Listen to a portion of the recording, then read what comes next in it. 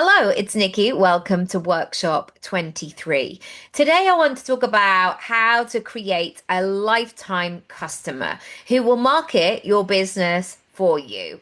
I mean, I'm not going to rely on it solely, testimonials, client love, recommendations, reviews, but it really does work. If you serve a customer in a high level way, they're going to tell other people, and those people are going to come to you, and if it's right for them, they're going to be ready to work with you or purchase from you.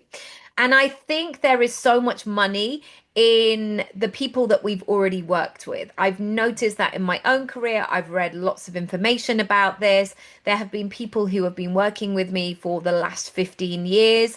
In my acting career, I've worked with people on and off for 25 years, the same kind of networks. And I think that if you get these things right, the potential for ease and flow is amazing. So, if you are here for the first time, welcome, welcome. I'm not going to go over all of my spiel, but if you do want to go to my website and find out more about me and be like, I don't even know how I got here, you can have a look, nikkiraby.com. And I also have some longer version workshops there too. If you've got questions, if you want to book a discovery call, here's my email, hello@nikkiraby.com. I am the only person that reads that email, so all of it is confidential. Back to the lifetime situation of a customer. So, this is a very tangible example, but these ones often work the best. On Friday night, my son ordered some new trainers. Well, I ordered them and paid for them. And to give you a bit of context, he is 10 years old and he's really not fussed about clothes. Like he would live in an Arsenal kit the whole time and some nice trainers. He doesn't want separate wardrobes. He's not bothered about anything else really. Yeah, he might just wear like a grey tracksuit. He's just not into fashion just yet. I know it's all to come in his teenage years. Anyway, but he loves what he loves. And he loves his trainers. And he will literally wear them until they're hanging off, until he looks like he's in Fagin's gang. And again, to give some context, he is growing up in an era of online shopping and in person, and we do both. Both are accessible to us.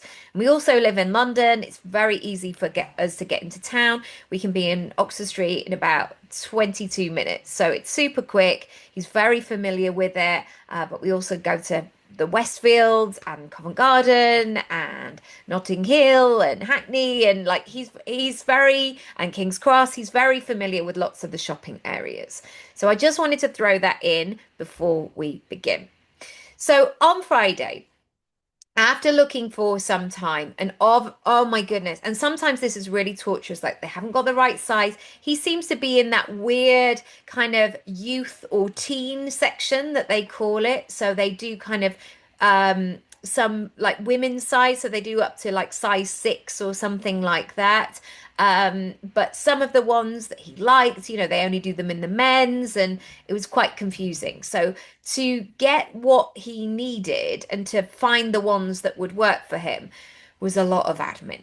But Friday night was the moment. Literally, these shoes at the end of term were falling apart. So, this is your first lesson. People want what they want when they want it. And so, I want you to think about when those moments may be. And I am also going to predict that most businesses can have everyday sales, even Christmas ones or seasonal in that way.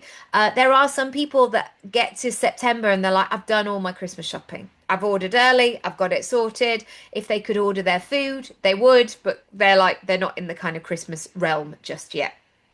So I really want you to think about and open yourself up to the fact that people are buying all the time. So make it obvious. Direct us to the page and let us filter our options. So with my son, I wanted to filter by brand, I wanted to filter by price, I wanted to filter by size, by color, so many different things. Let us do that. Don't just keep showing us everything. Really listen to what we need and want and go from there. Number 2, communicate properly. and promptly.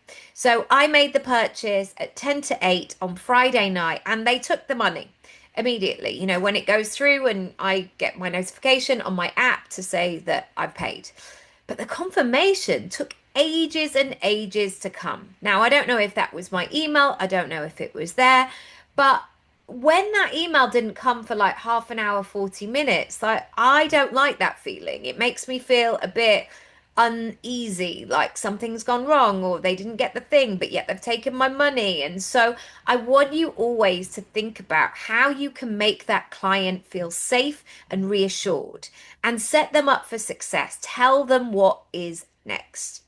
The third thing is if they pay for an upgrade, and I guess there's a bonus lesson here as well, people are open to upgrades. I was more than happy to pay for next day delivery. I didn't want to wait till Monday. He was going to a party. He wanted these trainers, and I paid the $5.99 and it was fine. But if you pay for the delivery or your client pays for the delivery, make sure that you actually deliver that upgrade. So I paid it and they didn't come on the next day. Now I have sent an email and I think they're going to refund me for the extra delivery charge, which is good of them. But all day on Saturday, we thought that the trainers would come. And I get that this is like a first world problem. But you know what it's like when you're excited about something coming through the post and you've paid for it and you're expecting it to not then get it and you've been vaguely kind of staying close to home is quite frustrating. This purchase is on their mind, even though you may have dozens of others.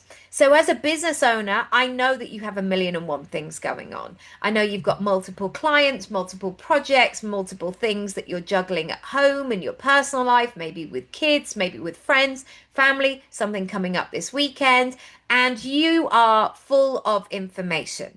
However, that person who has just purchased something from you, all they're really thinking about in terms of you is that you've got their money and they want the thing that you promised. It's as simple as that. They're not doing it in a kind of grabby way, but if they've got to that point where they've made that decision, they're so keen, they're so good to go. So make sure that you take care of them every step of the way. Number five, when they didn't come on that day, even though they did come on Sunday, so, you know, a day late, big deal, but, you know, it wasn't what we paid for, etc. I'm just trying to keep this all in the context of being realistic with these things. I know there is much bigger things going on in the world, but I hope you'll understand why I'm making this point in terms of business. It is so easy to lose trust. This was the first time we'd made an online order from this particular company. And already my son was like, oh, I don't know if we want to shop there anymore. Like I don't know. I don't know where we stand with them. I don't know if these are even going to show up.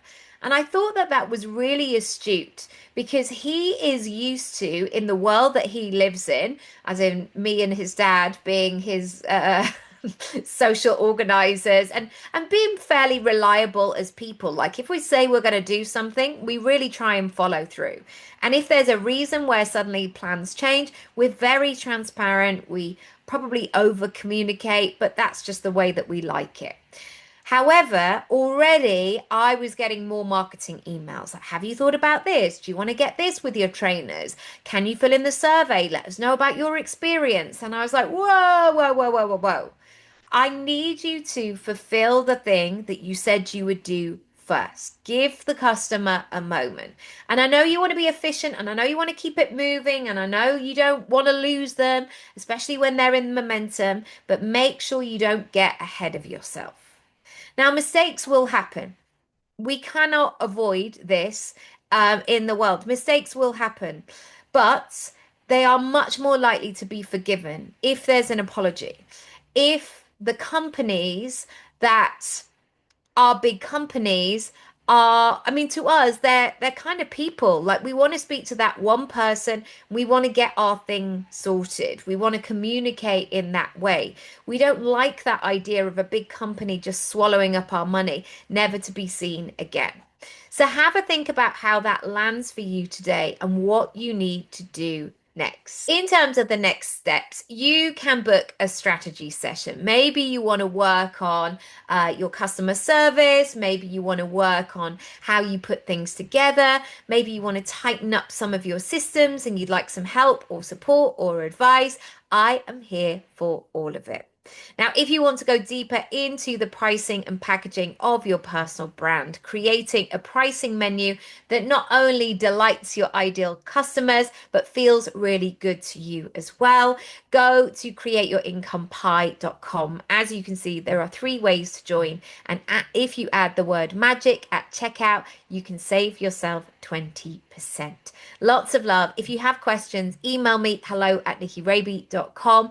And also, if you go to any page on my website, there is a button in the bottom right hand corner. Click on that, it goes directly to me. Nobody else will see it, completely confidential, and we can set up a chat to discuss further. Lots of love. Do subscribe to the channel and the playlist, and I'll see you tomorrow. Lots of love. Bye.